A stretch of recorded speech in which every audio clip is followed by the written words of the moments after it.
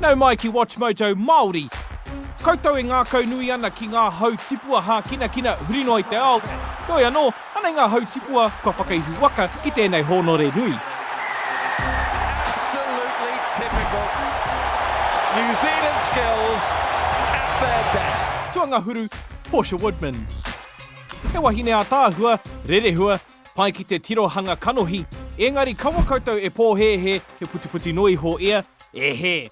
He kai tākoro putu pōro tēnei wahine, i tākoro tuatahi ia mō te kapa ōpango wahine i te tau 2013. I roto ia i te kapa ōpango huinga whitu i taua tau anō hoki, reira whiwhia ia i tana taitarau ā-ao tuatahi ki Ruhia. I whiwhi tūranga anō ia mō te kapa ōpango o te whakataitai whitu pōro o te ao i te tau 2017. I riro ia tana taitara tuatahi i roto i tēnei whakataitai. Kua tai hoki a Portia ki ngā taumā heke o te ao ki Rio, Brazil i te tau 2016. I tākoro whitu pōro huinga whitu anō ia, engari i roto i te whiringa toa i hinga rātou ki a Hitareiria. I te tau 2018, i haere atu anō a Portia me te kapa huinga whitu o Aotearoa ki ngā Commonwealth Games, ki reira eke anō ki te pai o angitū.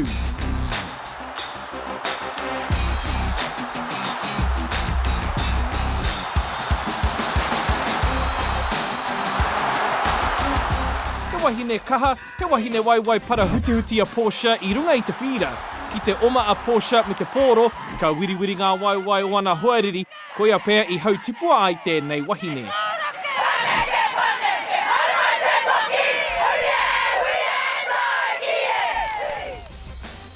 Tua iwa Robert Whittaker.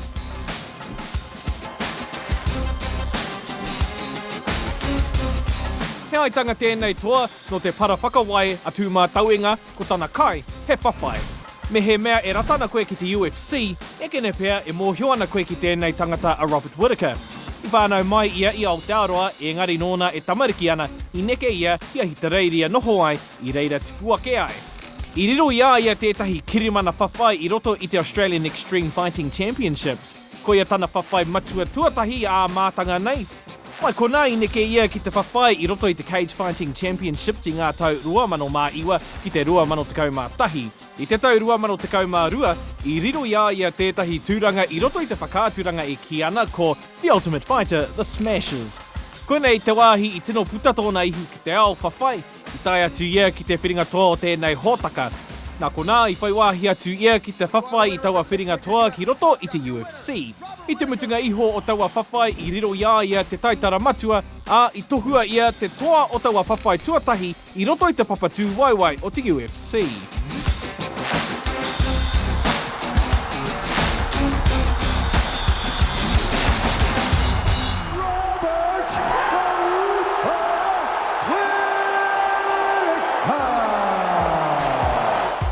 Tuawaru Pero Cameron. Ki te titiro whakamuri tātou o Aotearoa ki ngā tohunga poi tūkohu Māori, ka rehurehu mai te āhua o Pero Cameron. Ka rehe kai tākoro Māori ko atu i a Pero, i ona tau, i riro ia e te kaumātahi ngā taitara. I mutu tana tākoro i te tau 2010, nā i huri ia hei kaiako mo te kapa o te whanganui ātara. Hoki whakamuri ki te tau 2022, i tai atu a Pero ki ngā whakataitai ā-ao. Nā te pai o te tākoro o te kapa o Aotearoa, i tai atu rātou ki ngā whiringa whaiti, i reira hinga ai, hoi anō, aha ko i hinga a Aotearoa i riro ia rātou tētahi momo mana. I taua whakataitai, i tohua Pero ki te All-Star Team o taua whakataitai ā-ao.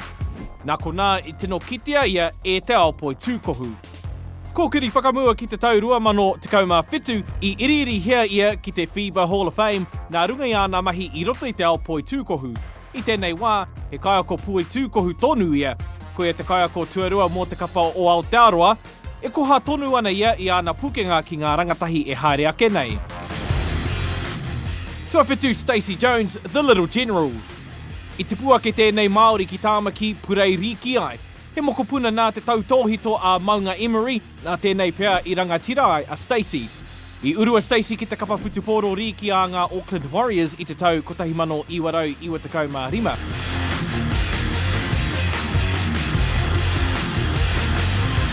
I taua wā, he kai riwhi noiho ia. Ko te hawhipeke mā tāmua o te kapa i taua wā, ko Greg Alexander. Nā tāna wharatanga I riro ia Stacy te whakaki I taua tūranga. Kuna te timatanga mai o tāna whakareretanga whutu pōro riki. New Zealand are level! New Zealand are level! Mai reira I kitea tāna kanohi I rangona tāna ingoa ki ngā tōpito katoa o te ao riki. I noho ia hei pau toko manawa mo te kapa Warriors me te kapa Kiwi. Rua rau 38 ngā kēmu NRL I tutukia e Stacy.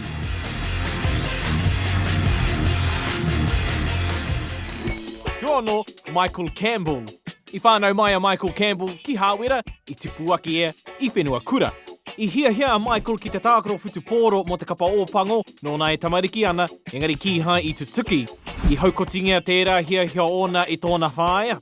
Hoi, tōna māma meu poko pakaru ia ki te hahau pōro. Nā kona I koi haere ana pukinga hahau pōro, ko tōna pāpā Tom Campbell, tōna ihorei. Nāna ia I ako I whakakoi kia eke ia ki ngā taumata. Tracking in, Campbell with a birdie at 17. I te tau 2005, I uru ia ki te US Open, I reira ia kakari tahi me Tiger Woods. I te mutunga mai o taua whakataetai, I riro ia Michael Campbell te maringa nui, I toa whakaihuwaka a Michael I te US Open. So 10 years from letting one open slip away. Tuarima, Jason Wynyard. Kite koe ia Jason Wynyard, whio atu I tō kani mihini I te mea he mihini tope rākau tēnei Māori. The power that comes from Jason Wynyard is insane and he is through. Me he mea kāri koe I te mōhio ia Jason Wynyard, tēnā areare mai o taringa. I roto I te ao tope rākau ko Jason te toki, kāre he tangata I tua atu I aia. I tīmata ia ki te tope rākau e whakataetai nei nōna e te kaumā whātau te pakeke. I ngā tau kua hori, kua riro ia ia te taitara mo te Still Timber Sports Series e te kaumā whā ngā wā. I te tau 2017, I tohua a Jason hei mema o te New Zealand Order of Merit, moana mahi I roto I te hākinakina nei. Nā reira e te uri o ngā puhi me Ngāti Mania poto e tuohu ana mātou kia koe.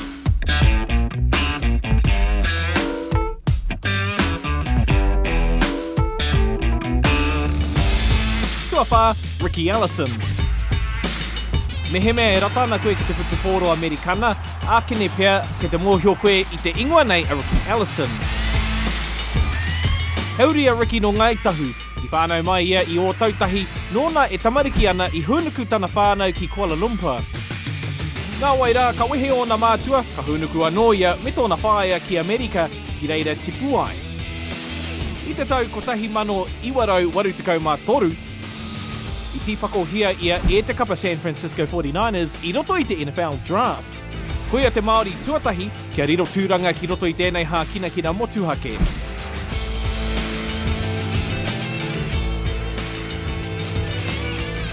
E toru ngā Super Bowl whiringa toa I riro I aia, nōna e tākaro ana mo te kapa 49ers. I te tau kotahi mano 1982, I whati tōna ringa, nā ko nā I tukuna ia ki te pai kairiwhi noho ai. I tākaro ia mo te kapa LA Raiders mō ngā tau e toru, I mua I tana whakairi I o nā pūtu. Tua toru, Rua Morrison. Kei te rongo au I a koutou e mea mai ana, ko wai a Rua Morrison. Ko Rua, te Māori tuatahi ki te whakawhiti atu ki Ingarangi ki te purei tēnehi ki Wimbledon I te tau kotahi mano 1957. I taua whakataetai, I tai atu ia ki ngā whiringa hauwhā I reira hingai. Aha ko tērā, ki te hoki ngā mahara ki ngā tau 50. I taua wā he uaua mo te Māori te whai wāhi atu ki e rā momo whakataetai. Hau ngā anō te peka atu ki tā wāhi. Kārua, he wahine a Rua. Nā reira kāre e kore he nui ngā piki me ngā heke mō Rua I taua wā.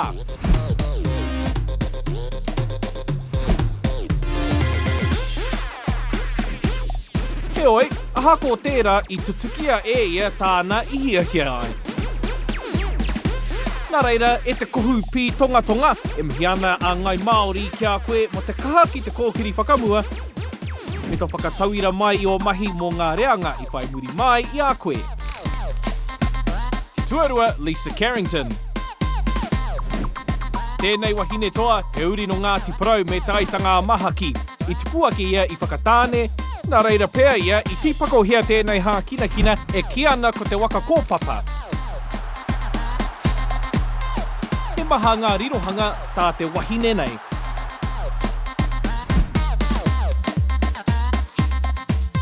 Kua na tino rirohanga ko te K1 200 meters ki ngā taumā heke i te 2012 me te 2016, arā hoki i te tau 2011, i ngā whakataetai waka kōpapa o te ao, i riro anō ia i te K1 200 meters. O te eke ki ngā taumata o te ao, kāre he wahine Māori i tuatu i Ellison. E mihi ana tātou kia koe mō tō māia ki te tutuki i au wawata. Tuku! I can ask young kiddies now in Wales, who's the best fullback in the world? And you might not believe this, they say George Napier, and you're still the most famous player in the world. Tuatahi, George Napier.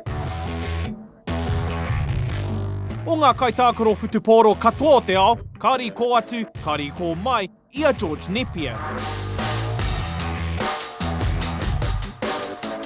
I riro ia ia tana tūranga tuatahi ki te kapa ōpango i te tau 1924, I whakawhiti atu ia ki Piritana Nui i reira tākaro i ngā kēmu 32 katoa. Koe ana ki te kaitākaro i tākaro i ngā kēmu katoa, I taua haerenga 77 ngā piro i whiwhi i aia. Ko ana pūkenga ko te whana i te pōro, kārua ko te rutu māro i ana huariri. Nāna ka puta te ingoa crash tackle, ka ronga na whānuitia tana rutu e te ao. I te tau 1928, kāri ia I whai tūranga ki te kapa ōpango, nā runga ngā kai kiritanga o te wā. I taua tau I haere te kapa ōpango ki Awherika ki te tonga, nā reira I noho mai ngā kaitākaro Māori ki Aotearoa nei. Heoi anō, I te tau whai muri, I tākaro anō a George mo te kapa ōpango taino atu ki te tau 1930. Konei ana tau whakamutunga mō te kapa ōpango. Nā reira e koro, e epa tonu ana tō ingoa ki roto I te ao whutu pōro, aha kua ngaro atu koe, kei ito o mahara tonu koe e o rāna. Ngā mihi e koro.